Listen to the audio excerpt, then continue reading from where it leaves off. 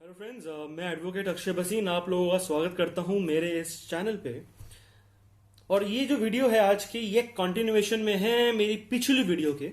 जो पिछली वीडियो थी उसके अंदर मैंने डिस्कस किया था पार्टीशन के बारे में, जिसके अंदर मैंने बेसिक समझाया था कि पहले पार्टीशन के ऊपर डायरेक्ट कूदने से पहले कि जी कौन कौन सी तरीके की प्रॉपर्टीज होती हैं, किस किस के राइट्स हो सकते हैं, वो सारी चीजें मैंने डिस्कस की थी।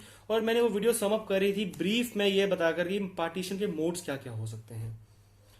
तो आज की इस वीडियो में मैं इससे डिस्कस करूंगा पार्टीशन के मोड्स।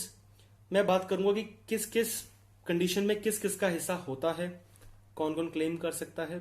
और दूसरी दो तीन चीजें जो इंपॉर्टेंट है जो मैं डिस्कस करना चाहूंगा, that is will, surviving certificate जिसको हम कहते हैं सर्वाइविंग लीगल हेयर सर्टिफिकेट भी कहते हैं, लीगल हेयर सर्टिफिकेट भी कहते हैं, और एक सक्सेशन सर्टिफिकेट। तो बात करते हैं सबसे पहले तो पार्टीशन की मोड की।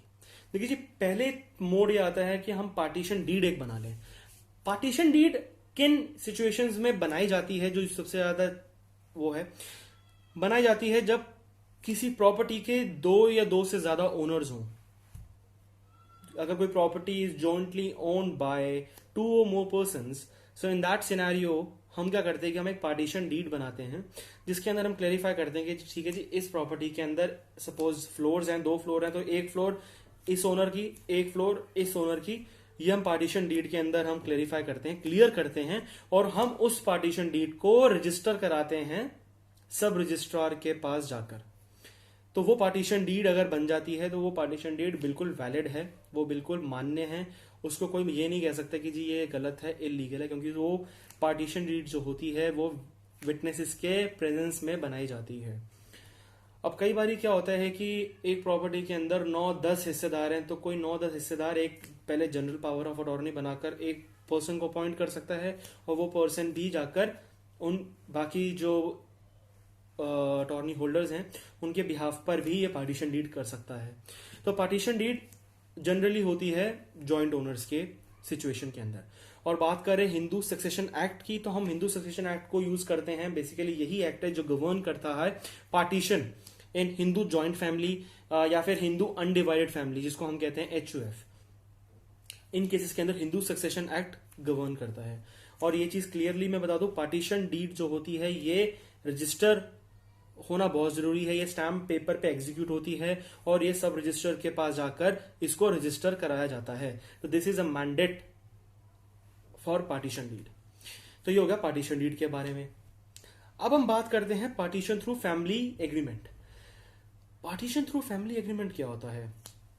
हम बात करेंगे भाई कोई डिस्प्यूट उठता है पार्टीशन का, तो हम सीधा करते हैं कोर्ट भागते हैं। कोर्ट क्यों भागते हैं? क्योंकि बैठकर प्यार मोहब्बत से कोई चीजें सॉल्व नहीं होती हैं। सपोज करिए कि एक डिस्प्यूट उठा फैमिली के अंदर कि जी हमें पार्टीशन करना है, बट बात नहीं बनी, तो हम जाएंगे कोर्ट, जाएंगे जी, हम कोर्ट जाकर अपना हिस्सा लेंगे।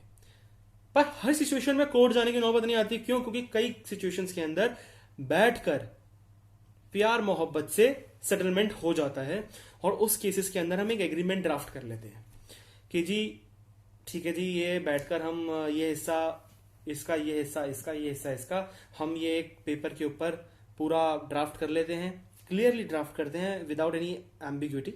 ये हम क्लियरली ड्राफ्ट करते हैं और उस पेपर के ऊपर सबके सिग्नेचर कराते हैं।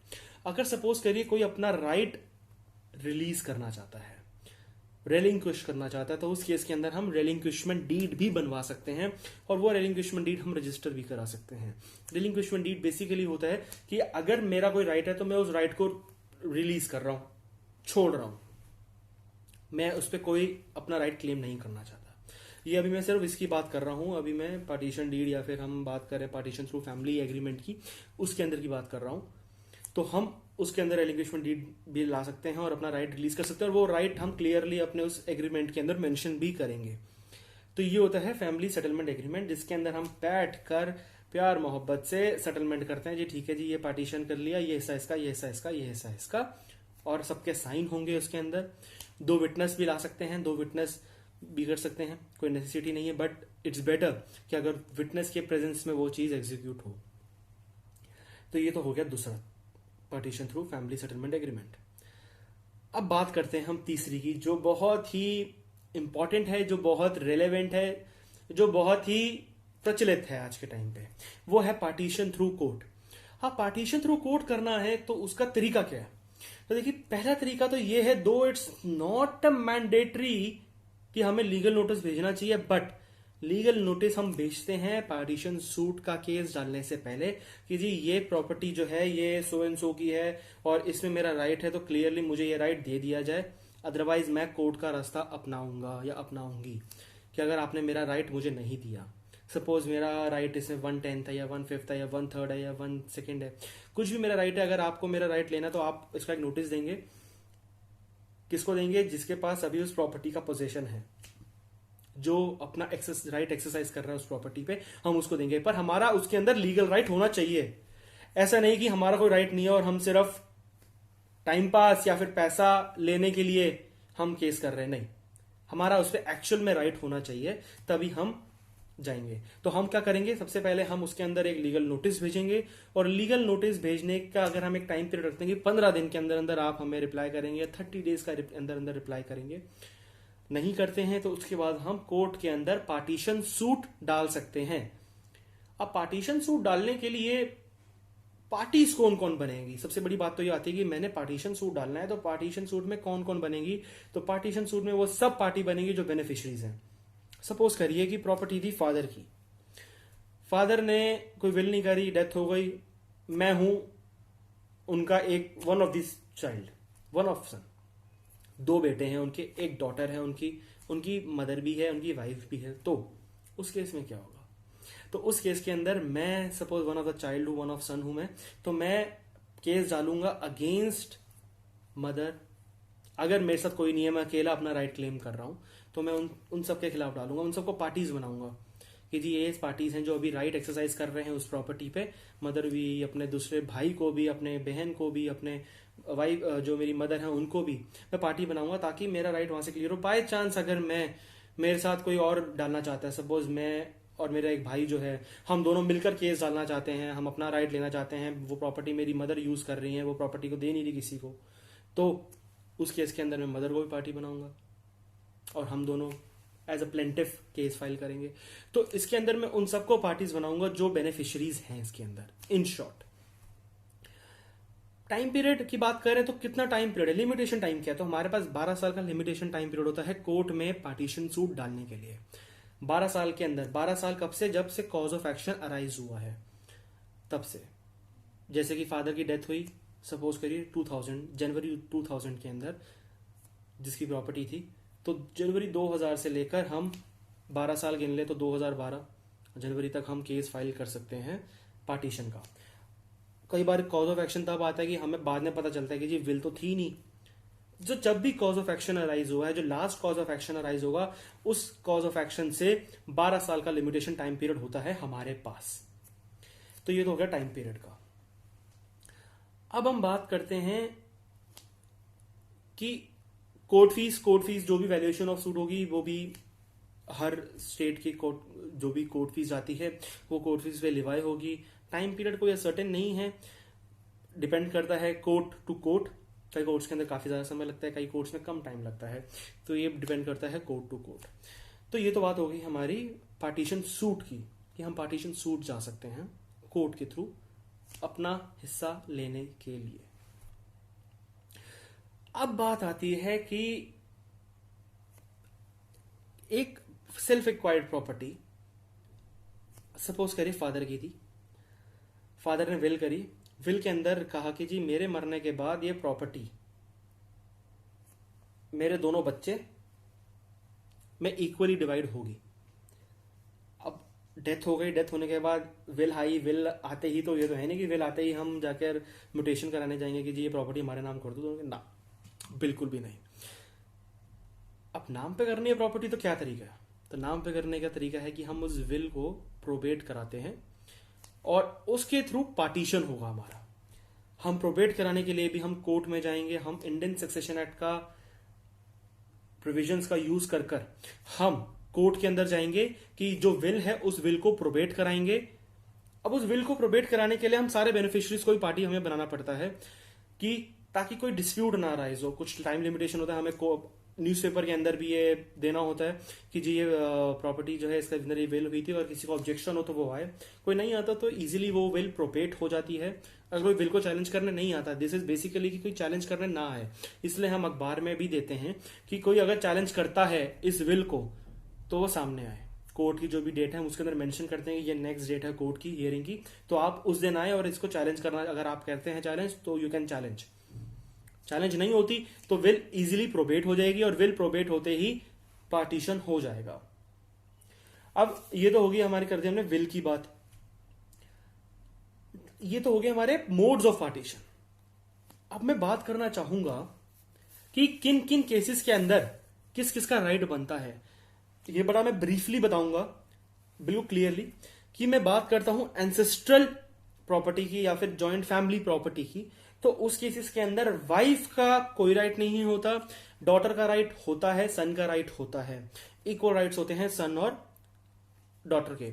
2005 की अमेंडमेंट से पहले मैरिड डॉटर का राइट नहीं होता था, सिर्फ अनमैरिड डॉटर्स का राइट होता था, पर 2005 के बाद मैरिड डॉटर को भी राइट मिलने लग गया है, मतलब मैरिड डॉटर का भी राइट होता है।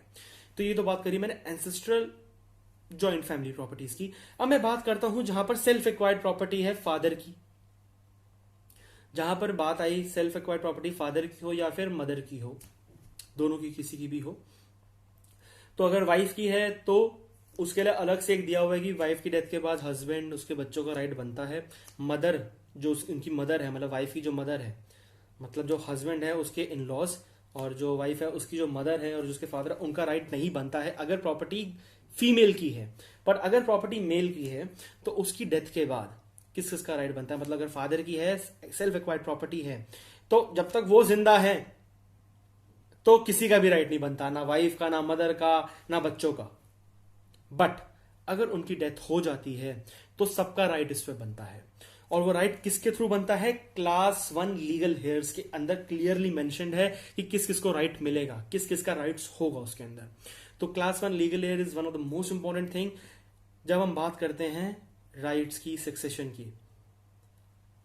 कई बार बहुत कॉम्प्लेक्स सिचुएशन भी बन जाती है, पर कई बार बहुत इजीली भी बन जाता है, 1/2, 1/3, 1/4 हिस्सा मिल जाता है, पर कई बार बहुत लंबा कॉम्प्लेक्स प्रोसीजर भी होता है। तो ये बात तो हो गई हमारी किस किस का राइट बनता है। तो ये सारी चीजें हैं जो बेसिक कवर करती हैं हमारे पार्टीशन को। अब मैंने कहा था कि मैं पार्टीशन के अलावा कुछ चीजें बताऊंगा, जैसे थी सर्वाइविंग लीगल सर्टिफिकेट या सर्वाइविंग लीगल हेयर सर्टिफिकेट या लीगल हेयर सर्टिफिकेट जिसको हम कहते हैं। तो सर्वाइविंग लीगल हेयर सर्टिफिकेट या लीगल हेयर सर्टिफिकेट ये क्या होता है। देखिए कई बार क्या होता है कि हमारा बैंक अकाउंट मेरे नाम पे है, सपोज करिए, और मेरी डेथ हो गई, मैंने कोई नॉमिनी नहीं बनाया हुआ, उस केस में क्या होगा। तो उस केस के अंदर हम एक सर्टिफिकेट बनवाते हैं, ये सर्टिफिकेट सरकार के द्वारा हमें मिलता है, या हम एसडीएम ऑफिस से जाके लेते हैं। आजकल अब इसका ऑनलाइन प्रोसीजर शुरू हो गया है। अगर मैं बात करूं स्पेसिफिकली दिल्ली की, तो यस, दिल्ली के अंदर आप ऑनलाइन जाकर अप्लाई कर सकते हैं, और इसके कुछ समय बाद प्रिस्क्राइब्ड फीस देने के बाद आपको सर्वाइविंग लीगल हेयर सर्टिफिकेट मिलता है, जिसके अंदर क्लियरली लिखा होता है कि जी कौन कौन इसके लीगल हेयर्स हैं, इनकी डेथ के बाद कौन कौन लीगल हेयर्स हैं। सपोज करिए अगर मेरी प्रॉपर्टी थी, मेरी डेथ, बैंक अकाउंट था मेरा, मैंने कोई नॉमिनी नहीं बनाया, मेरी डेथ हो गई, तो मेरे बच्चे, मेरी वाइफ जाकर हम क्या कर सकते हैं, सर्वाइविंग लीगल हेयर सर्टिफिकेट लेंगे। बिल्कुल उसके ऊपर डिजिटल सिग्नेचर रहता है, वो बिल्कुल वैलिड माना जाता है, और उसके थ्रू ये क्लियर होता है कि भाई इसके लीगल हेयर्स कौन कौन है, और उनको ये इक्वली मिलता है। पर कई बार क्या होता है कि मुझे इंश्योरेंस, मेरी इंश्योरेंस ही सपोज करिए, या फिर मेरे कुछ शेयर्स थे, मेरे बैंक अकाउंट में पैसा था, मेरी एफडीआर्स हैं, अब वो एफडीआर्स मेरे नाम पे थी और मुझे अगर वो लेनी, सपोज मेरी डेथ हो गई, मेरी डेथ के बाद मेरे बच्चों को लेनी है, तो उस केस में क्या होगा। तो उस केस के लिए हम क्या करते हैं, सक्सेशन सर्टिफिकेट डालते हैं। सपोज करिए कि मैं किसी सरकारी नौकरी में हूं, मुझे ग्रेचुटी मिलनी है या मेरी पेंशन फंड्स मिलनी है, कुछ भी मिलने, तो वो लेने के लिए मुझे सक्सेशन सर्टिफिकेट जाना होगा। जो आगे जिनके बेनिफिशियरीज हैं उनको सक्सेशन सर्टिफिकेट के लिए जाना होगा। Succession certificate Indian succession act के अंदर आपको मिल जाएगा, सेक्शन 370 ऑनवर्ड्स, जिसके अंदर आपको सक्सेशन सर्टिफिकेट्स के लिए जाना होगा कोर्ट के अंदर। कोई भी डेट है या फिर कोई सिक्योरिटीज है, सिर्फ उस केसेस की बात कर रहा हूं, जहां पे कोई डेट्स और सिक्योरिटीज है, उन केसेस के अंदर आपको सक्सेशन सर्टिफिकेट कोर्ट से ऑब्टेन करना होता है। उसमें हम क्या करते हैं, हम कोर्ट के अंदर एक पिटिशन फाइल करते हैं कि भाई ये सक्सेशन सर्टिफिकेट हमें ग्रांट किया जाए, क्योंकि ये चीजें हैं जिसके लिए मुझे मिलना चाहिए, ये डेट्स हैं, ये सिक्योरिटीज हैं जिसके अंदर मैं लीगल हेयर हूं। सपोज करिए 3-4 लीगल लेयर हैं और बाकी जो है ना वो राइट रिलिंक्विश करना चाहते हैं। उसका तरीका क्या है कि आप केस फाइल करेंगे और जब नोटिस होता है, एक न्यूज़पेपर के अंदर एडवर्टाइजमेंट दी जाती है कि ये केस फाइल किया है, किसी को अगर ऑब्जेक्शन है तो वो आ सकता है कोर्ट के अंदर इस डेट को, और जो भी लीगल हेयर्स हैं, जो भी रिलेटिव्स हैं, उनको भी हम नोटिस करते हैं। और अगर कोई रिलिंक्विश करना चाहता है तो वो एक रिलिंक्विशमेंट कम एफिडेविट कोर्ट में फाइल कर सकता है कि मैं अपना राइट रिलिंक्विश कर रहा हूं, मुझे नहीं चाहिए इसमें कोई भी हिस्सा। और जिसके नाम पर सक्सेशन सर्टिफिकेट चाहिए, जिसने भी केस डाला है, जिसने पिटीशन फाइल करी है, उसके नाम पर कोर्ट सक्सेशन सर्टिफिकेट का ऑर्डर ग्रांट कर देती है और उसको सक्सेशन सर्टिफिकेट मिल जाता है। वो एक भी हो सकता है और एक से ज्यादा भी हो सकते हैं। जिसको राइट रिलिंक्विश करना है तो वो कोर्ट में आके अपना रिलिंक्विशमेंट कम एफिडेविट कोर्ट में फाइल कर सकता है। तो ये चीज होती है सक्सेशन सर्टिफिकेट। तो guys, this is it basic of partition. जो पार्टीशन से एक आम आदमी जो प्रभावित होता है कि अब मेरा हिस्सा बनता है नहीं है, बनता है या नहीं बनता है, तो वो आपको शायद मेरी इस वीडियो से क्लियर हो जाएगा। स्टिल अगर कोई डाउट रहता है मन के अंदर तो गाइज प्लीज आप नीचे कमेंट सेक्शन के अंदर जाकर जरूर लिखिएगा, और ताकि मुझे पता चले कि और क्या क्या चीजें इसमें आ सकती हैं, या फिर कोई ऐसा पॉइंट है जो मैंने गलत बता दिया हो, या फिर कोई जजमेंट आई हो जो जो मैंने अभी डिस्कस किया है उसको ओवररूल करती हो या फिर उसको सपोर्ट करती हो। तो कहते हैं ऑलवेज ओपन फॉर सजेशन। आप प्लीज कमेंट सेक्शन में उन चीजों को मेंशन करिए, आप पूछिए, आप बताइए, बिकॉज नॉलेज बांटने से ही हमेशा बढ़ती है। तो गाइज आई होप आप लोगों को ये क्लियर हो गया हो। स्टिल अगर कुछ भी रहता हो, I am always open for suggestion, आप प्लीज मेंशन करिएगा।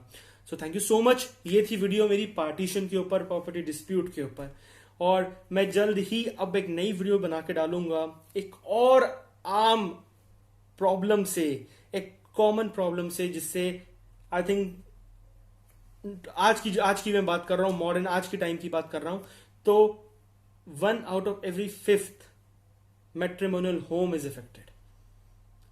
Yes, marriage disputes, matrimonial disputes, जो आज के टाइम पे बहुत ज्यादा बढ़ते जा रहे हैं। तो ये मैं डिस्कस करूंगा अपनी अगली वीडियो के अंदर। So guys, thank you so much और जल्द ही मिलते हैं आपसे।